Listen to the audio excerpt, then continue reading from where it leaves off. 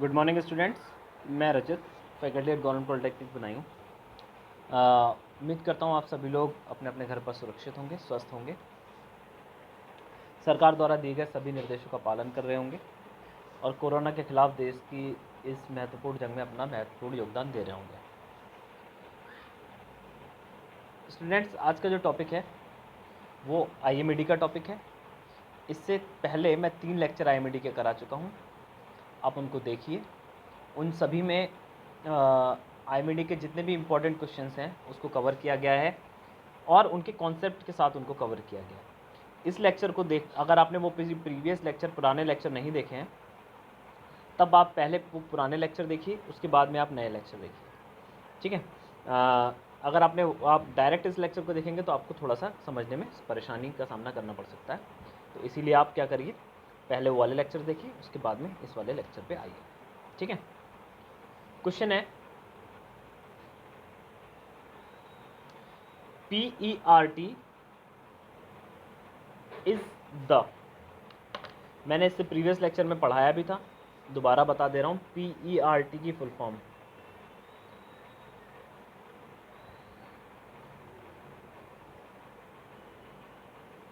Programme review and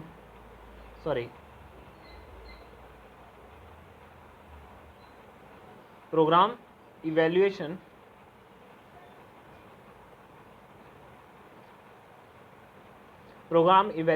and review technique. Program evaluation and review technique है हमारा PERT, ठीक है। ये एक इवेंट बेस्ड अप्रोच है। कैसी अप्रोच है? इवेंट बेस्ड अप्रोच है, यानी इसका टाइम से कोई लेना देना नहीं है, इसका इवेंट से लेना देना है कि वो इवेंट जो है उसको रिव्यू करना है, उसको इवेल्युएट करना है। मान लीजिए कोई काम किया गया तो उसको इवेल्युएट करना है, उस काम की गुणवत्ता को इवेल्युएट करना है, ना कि टाइम को, ठीक है। तो पहला क्वेश्चन बनता है PERT है क्या? तो एक टाइम ओरिएंटेड टेक्निक है? नहीं, बिल्कुल नहीं है जी। टाइम ओरिएंटेड टेक्निक बिल्कुल नहीं है। इवेंट ओरिएंटेड टेक्निक है? हाँ, इवेंट ओरिएंटेड टेक्निक है। एक्टिविटी ओरिएंटेड है, लेकिन वो इवेंट ओरिएंटेड के अंदर ही आ जाता है, उसके लिए अलग से लिखने की ज़रूरत नहीं है। टारगेट ओरिएंटेड है, टारगेट ओरिएंटेड भी है, वो भी किस में आ जाता है? इवेंट ओरिएंटेड में आ जाता है। तो सही आंसर हमारा क्या होगा? Event oriented technique. यानी PERT एक कैसी टेक्निक है? इवेंट ओरिएंटेड टेक्निक है, ठीक है। PERT की फुल फॉर्म क्या है? Program evaluation and review technique, ठीक है।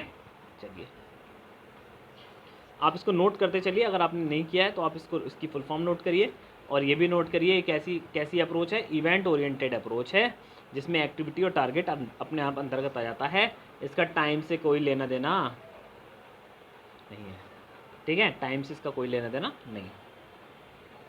नेक्स्ट चलते हैं।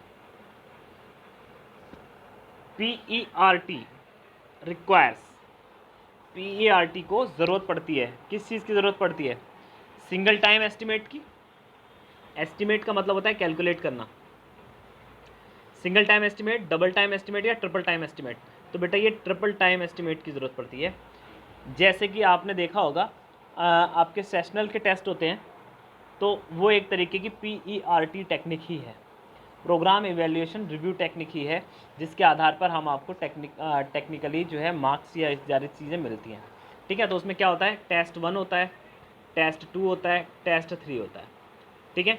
उसके बाद में आपके जो 2 सबसे बेहतर टेस्ट होंगे, जिनमें 2 में सबसे ज़्यादा नंबर होंगे, उनका एवरेज लिया जाता है, और फिर जो आंसर आता है उसको हम मानते हैं क्या? आपके मार्क्स। ऐसे ही PERT में भी 3 पैरामीटर पे उसको कैलकुलेट किया जाता है, और उसके बाद में उसका एवरेज निकाला जाता है, जो कि ट्रिपल एस्टिमेट टेक्निक बन जाता है, ठीक है। तो PERT एक कैसा टेक्निक है? PERT एक प्रकार का ट्रिपल एस्टिमेट टेक्निक है, ठीक है। PERT का फुल फॉर्म दोबारा बता देता हूँ।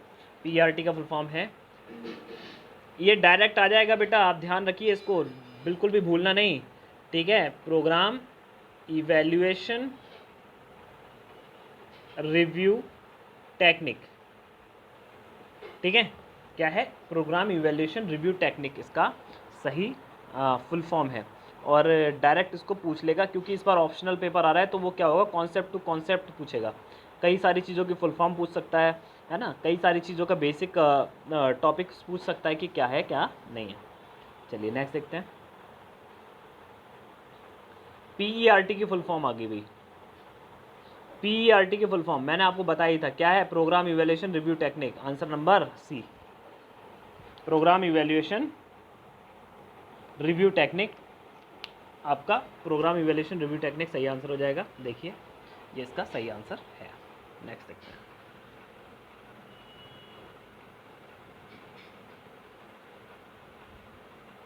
The factors which are to be considered while developing a good wage incentive plan will include, यानी कौन कौन से ऐसे फैक्टर्स हैं जो कंसीडर करे जाते हैं, कौन कौन से ऐसे फैक्टर हैं जो कंसीडर करे जाते हैं, जिनको काउंट किया जाता है for developing a good wages incentive plan. किसी भी, मान लीजिए आपके यहाँ कोई वर्कर काम करता है, कोई मजदूर, कोई व्यक्ति काम करता है, तो आप उसको किस बेस पे सैलरी देंगे, उसका बेस क्या होगा, किस बेस पर वो काम करेगा, किस बेस पर उसको सैलरी मिलने वाली है। तो उसके लिए क्या क्या चीज़ें आप देखोगे, अच्छा काम कर रहा है, इफ़िशेंटली काम कर रहा है, टाइम पे आता है, टाइम पे जाता है, ये सारी चीज़ देखेंगे ना। तो वही चीज़ें हैं, देखो, एडिक्वेट इंसेंटिव्स, उसको सही इंसेंटिव्स मिलने चाहिए। ईज़ ऑफ एडमिनिस्ट्रेशन, एडमिनिस्ट्रेशन कैसा हो जाना चाहिए, एडमिनिस्ट्रेशन के लिए ईजी होना चाहिए for the calculation, and guaranteed basic पे, जो उसको मिनिमम मिलने वाला मेहनताना है वो उसको मिलना चाहिए। एक अच्छा प्लान क्या होगा, जो उसको मिलने वाला मेहनताना है वो अच्छा मिलना चाहिए, उसको ठीक ठाक से इंसेंटिव्स मिलने चाहिए, और एडमिनिस्ट्रेशन को ज़्यादा प्रॉब्लम क्रिएट ना हो इस प्रक्रिया में, ठीक है। तो all of the above will be the right answer of the question. किसका, the factors which are consider while developing a good wages incentives plan. Okay, चलिए, ओहो आ गया हैसल, हेल से है ना, हेल से या हैसे, ये एक सिस्टम है। फर्स्ट लेक्चर जिन्होंने देखा होगा उनको पता होगा, सेकंड जिन्होंने नहीं देखा है उनको मैं अभी बता दे रहा हूँ, लेकिन आप पहला लेक्चर जरूर देख लीजिए प्लीज़ प्लीज़, अगर आपको उस चीज़ के बारे में समझना है तो, ठीक है। तो जो हैसल सिस्टम है ये wages and incentive calculation technique है, यानी ये एक ऐसी टेक्निक है, प्रक्रिया है, जिससे हम क्या करते हैं, कर्मचारियों का वेतन निकालने में, उनका इंसेंटिव निकालने में यूज़ करते हैं। किसी कर्मचारी को कितनी तनख्वाह मिलनी चाहिए उसको कैलकुलेट करने का एक सिस्टम है, ठीक है। कौन सा सिस्टम, हेल से या हैसे सिस्टम, ठीक है। एल कुछ लोग साइलेंट बोलते हैं, कुछ लोग एल का यूज़ करते हैं, तो हेल से भी बोल सकते हैं, हैसे भी बोल सकते हैं, ठीक है। चलिए, तो इसमें क्या क्या चीज़ें कंसीडर होती हैं ऐसे सिस्टम में, पेड पर एफिशिएंसी, एफिशिएंसी के हिसाब से पे होना चाहिए, नहीं। इंश्योर द मिनिमम वेजेस, बिल्कुल सही बात है, मिनिमम वेजेस जो मिनिमम मेहनताना सरकार ने तय किया है या आपने तय किया, आपकी कंपनी है, वो उसको मिलना चाहिए। Not paid any bonus till his efficiency, उसकी एफिशिएंसी आने तक उसको कोई बोनस नहीं मिलना चाहिए, नहीं, गलत बात। नेवर अ लूज़र, ये भी नहीं। कौन सा वाला सही है, दूसरा वाला सही है, इंश्योर ऑफ मैक्सिमम वेजेस, यानी ये क्या करता है, मैक्सिमम वेजेस को क्या करता है, इंश्योर करने की कोशिश करता है या इंश्योर करता है, ठीक है। चलिए,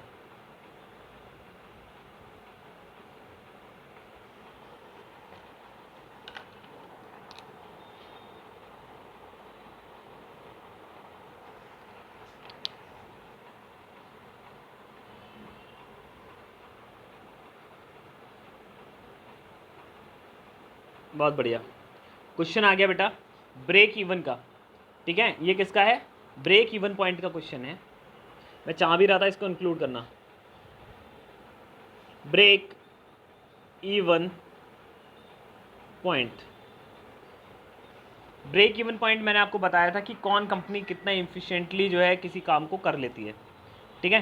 तो इसका फार्मूला क्या होगा, तो इसका फार्मूला अभी आपको पता ही नहीं होगा, तो डायरेक्ट मैं आपको बता देता हूँ कि जो है इसका फार्मूला होगा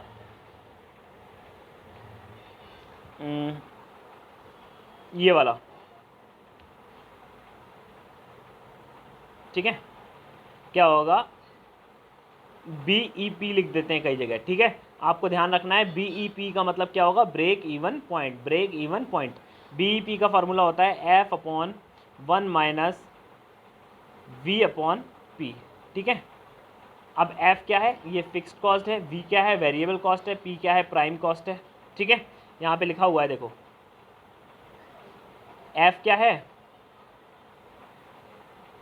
F फिक्स्ड कॉस्ट है,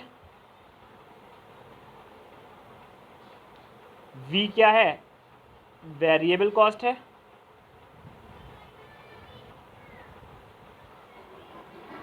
और P क्या है, सेलिंग प्राइस है, ठीक है। या प्राइम कॉस्ट मान लीजिए, या सेलिंग प्राइस मान लीजिए जिस पर वो बेची जा रही है, ठीक है। तो ये तीन चीज़ें हैं इसके अंदर। इसको हम कैलकुलेट कैसे करते हैं, कैलकुलेट करते हैं F is equal to, sorry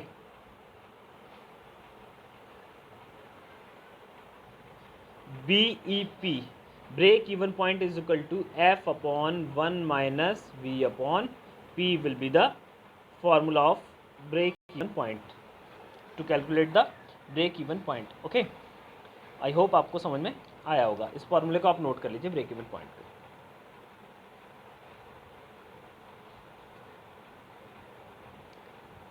under the apprenticeship act, बेटा अप्रेंटिसशिप एक्ट जो है भारत सरकार के द्वारा जो है संसद में पारित किया गया था, ठीक है। इसके तहत एक कोई company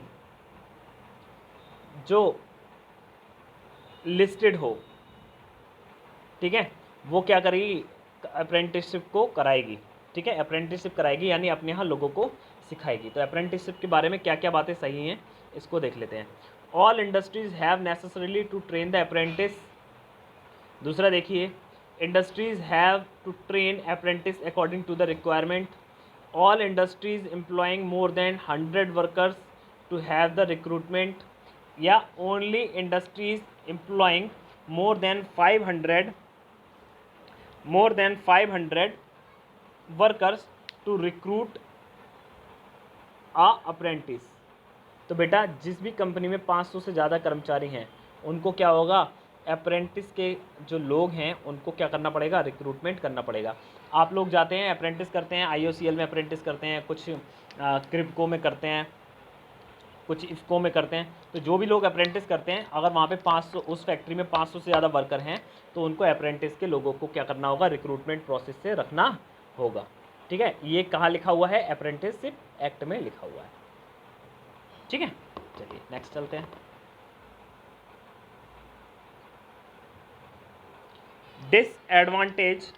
disadvantage of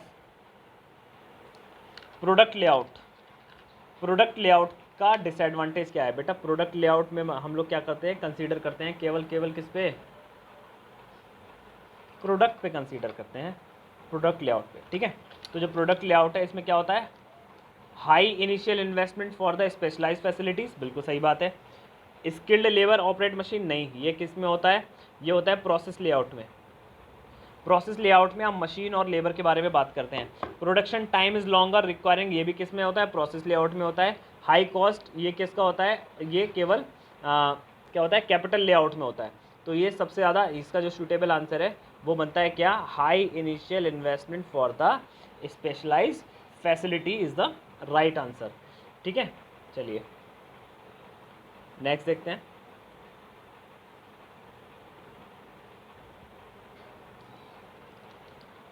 Pick up the correct step used for scheduling a project of the CPM.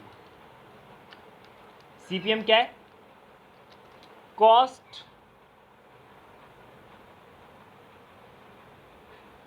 Per mile, ठीक है। CPM मतलब कॉस्ट पर माइल। तो pick up the correct step use for the scheduling project for the CPM। अब project is divided into various activities. एक ऐसा project जो divided हो various activities में, या required time for each activity is establish, या sequence of various activities in made according to their importance. तो इसका बेटा ऑल ऑफ द एबव होगा। ठीक है,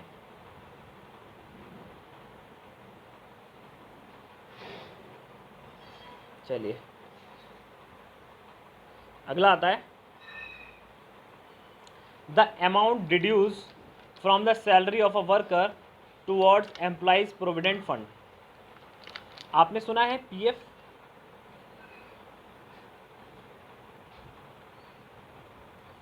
पीएफ सुना है? जिन लोगों के माता पिता गवर्नमेंट जॉब में होंगे उन्होंने सुना होगा कि हमने पीएफ से पैसा निकाल लिया, या हमारा पीएफ इतना है, पीएफ इतना कट रहा है। पीएफ का मतलब होता है प्रोविडेंट फंड।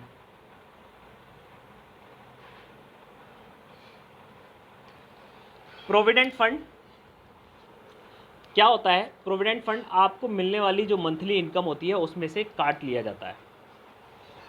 ऐसा नहीं कि काट के अपने पास रख लेते हैं, काट के आपके ही खाते में आपके भविष्य के लिए जमा कर देते हैं, इसीलिए इसका नाम भविष्य निधि भी होता है।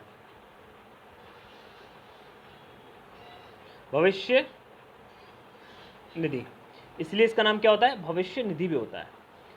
प्रोविडेंट फंड आपको मिलने वाली जो सैलरी होती है, मेहनताना होता है, उसमें क्या होता है, आपकी सैलरी से कुछ अमाउंट को काटा जाता है आपके भविष्य के लिए, कि आपको भविष्य में कभी ज़रूरत पड़े तो आप पीएफ से पैसा निकाल लें और अपना काम कर लें। तो that is the provident fund. उस प्रोविडेंट फंड के बारे में बात हो रही है। यहाँ पे क्या बात हो रही है? The amount deduced. डिड्यूस का मतलब होता है कटौती। ठीक है, कटौती।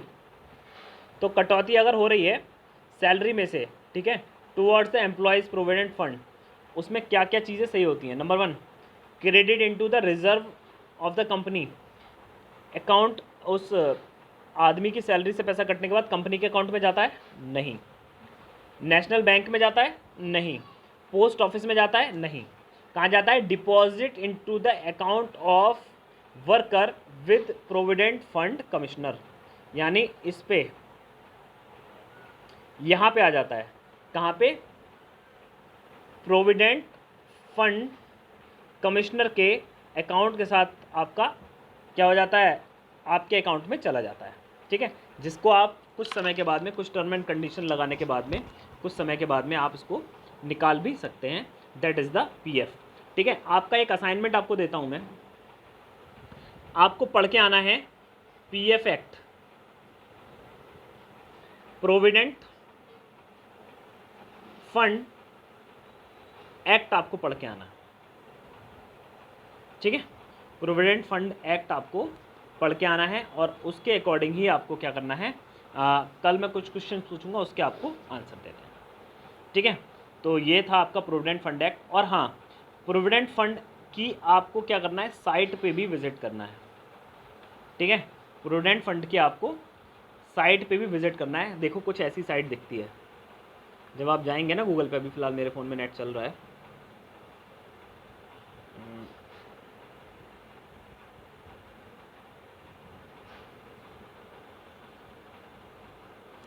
जब आप लिखेंगे गूगल पे जाके EPFO और सर्च करेंगे, ठीक है, तब आपको इस तरीके से भारत का एम्प्लॉयमेंट प्रोविडेंट फंड की साइट खुल के दिख जाएगी। ये देखिए, नेट की स्पीड थोड़ी धीमी है।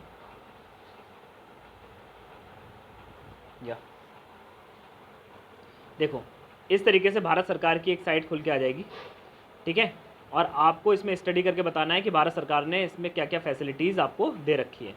ठीक है, क्या क्या एक एम्प्लॉय के फ़ंड में उसको मिल सकता है। यहाँ पे देखिए सर्विसेज हैं, ठीक है, एस्टेब्लिशमेंट है, APFO कॉर्नर है, सारी चीज़ें हैं। आपको इस सब चीज़ के बारे में स्टडी करके आनी है। ठीक है, यह आपका क्या हो जाएगा? आपका असाइनमेंट हो जाएगा। ठीक है, तो आप लोग जो है इस चीज़ की प्रैक्टिस करिए। ठीक है, मिलते हैं नेक्स्ट लेक्चर में। तब तक के लिए अपने घर पर रहिए, सुरक्षित रहिए, सरकार द्वारा दिए गए सभी निर्देशों का पालन करिए, और अपने एग्ज़ाम्स की तैयारी करते रहिए। आपके एग्ज़ाम्स आने वाले हैं, MCQ टाइप के क्वेश्चन आने वाले हैं, ऐसी खबर है। तो आपको अपने सब्जेक्ट्स पे बहुत ज़्यादा ध्यान देना पड़ेगा।